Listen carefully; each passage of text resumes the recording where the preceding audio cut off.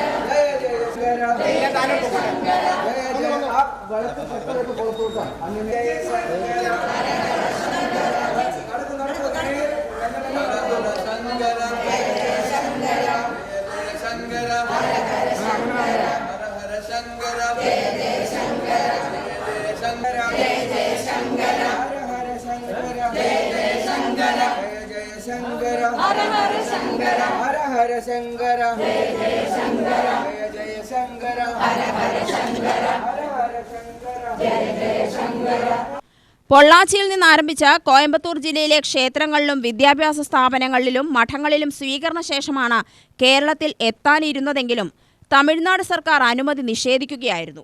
ഇന്ന് രാവിലെ അനുഗ്രഹ പ്രഭാഷണം നടന്നു. വെങ്കടേശ്വരൻ അധ്യക്ഷത വഹിച്ചു.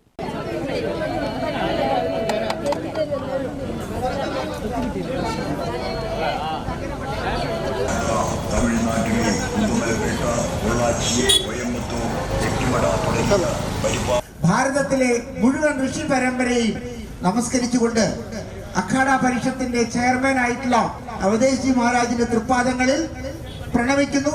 അദ്ദേഹത്തിന്റെ ഒരു വിഭാവനയാണ് ഈ മഹാമകം എന്ന മഹത്തായ കുംഭമേള. അതോടൊപ്പം 400-ലധികം വരുന്ന മഹാമണ്ഡലേശ്വരന്മാരുടെ പൂർണ്ണമായ പിന്തുണയും അനുഗ്രഹവും ആനന്ദവനംജി നേടിയിട്ടുണ്ട് എന്നതിനാൽ ഇത് പരിപൂർണ വിജയത്തിലേക്ക് എത്തിച്ചേരട്ടെ എന്ന് പ്രാർത്ഥിച്ചുകൊണ്ട് എല്ലാവരെയും കുംഭമേള നഗരിയിലേക്ക് ക്ഷണിക്കുന്നു. പ്രണാമം. കോഴിക്കോട് ചിന്മയ മിഷൻ മഠാധിപതി യതീശാനന്ദനാഥൻ, പി സുരേഷ് കുമാർ, രാജേഷ് തുടങ്ങിയവർ പ്രസംഗിച്ചു. യാത്ര കൊടുന്തിരപ്പള്ളി ഗ്രാമം, മങ്കര, പാമ്പാടി, തിരുവില്ലോമല എന്നിവിടങ്ങളിൽ സ്വീകരണം ഏറ്റുവാങ്ങി കുത്താമ്പുള്ളിയിൽ സമാപിക്കും. നാളെ ചിനക്കത്തൂരിൽ നിന്നും പ്രയാണം തുടങ്ങി വാണിയംകുളം, കുളപ്പുള്ളി, പട്ടാമ്പി എന്നിവിടങ്ങളിൽ സ്വീകരണത്തിന് ശേഷം വൈകിട്ട് 5 മണിക്ക് തിരുനാവായയിൽ സമാപിക്കും. UTV news, Palakkad.